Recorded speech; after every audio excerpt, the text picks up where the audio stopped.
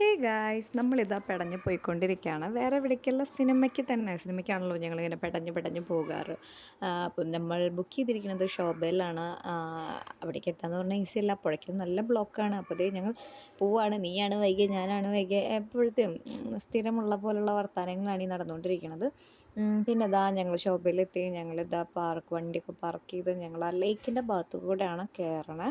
അപ്പോൾ ഏതിൻ്റെ കണ്ണ് അവിടുത്തെ കാറിലൊക്കെയാണ്, വാ അമ്മ അതിൽ കയറുമ്പോൾ മൂവിക്ക് ടൈമായി മോനെ അവിടെ ഒന്നും നിൽക്കാൻ പറ്റില്ല എന്ന് പറഞ്ഞ് ഞങ്ങളിതാ പെട്ടഞ്ഞ് പോയിക്കൊണ്ടിരിക്കുകയാണ്. അപ്പോൾ ഈ ടൈമിലൊക്കെ എന്നോട് പറയണ്ട, ഫോൺ എടുത്ത് ഈ മോളെ വേഗം കയറ്, വാ പോവാം എന്നൊക്കെ പറഞ്ഞിട്ട് ഇതാ ഞങ്ങൾ ഐനോക്സ് എത്തിയ പാടെ വേഗം ഇവിടെ കയറുക എന്നല്ലാതെ വേറെ ഒരു നിവൃത്തിയില്ല.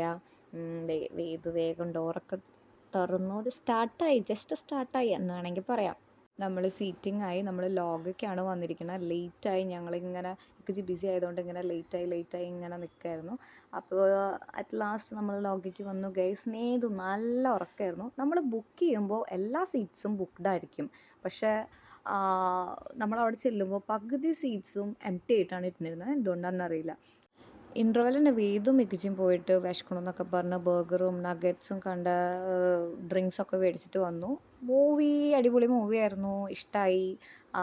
നെക്സ്റ്റ് ചാപ്റ്ററിന് വേണ്ടി വെയിറ്റ് ചെയ്യാണ്. അപ്പോൾ അതൊക്കെ കഴിഞ്ഞ് നമ്മൾ മുകളിൽ അവിടെ ഇവിടെയൊക്കെ കുറച്ച് കറങ്ങി ഇങ്ങനെ നിന്നു. പിള്ളേർക്ക് മെയിൻലി വണ്ടി ഇതിലൊക്കെ കയറിയിരിക്കുക അതൊക്കെ തന്നെ. അപ്പോൾ അവരെ ഇങ്ങനെ വണ്ടിയിലൊക്കെ ഇരുത്തിച്ച് അവരെ കുറച്ചൊന്ന് ഹാപ്പിയായി. പിന്നെ ഞങ്ങൾ ലേക്കിൻ്റെ ഈ ഒരു ഏരിയയിൽ കുറച്ച് നേരം വന്ന് നിന്നു. ചെറുക്കന്മാർ നല്ല ഓട്ടമായിരുന്നു ഗൈസ്. രസമായിരുന്നു. നൈറ്റ് ഇങ്ങനെ വന്നിങ്ങനെ നിൽക്കാനില്ല, ഞങ്ങൾ ഓടുമായിരുന്നു ഗൈസ് യുവന്മാരുടെ പിന്നാലെ. ഇരുട്ടായതുകൊണ്ട് തന്നെ വേദും മറ്റേ ബോട്ടിങ്ങിൻ്റെ സൈഡിലേക്കൊന്നും പോയില്ല, ഞങ്ങൾ ഇപ്പുറത്തെ സൈഡായിരുന്നു നിന്നിരുന്നത്.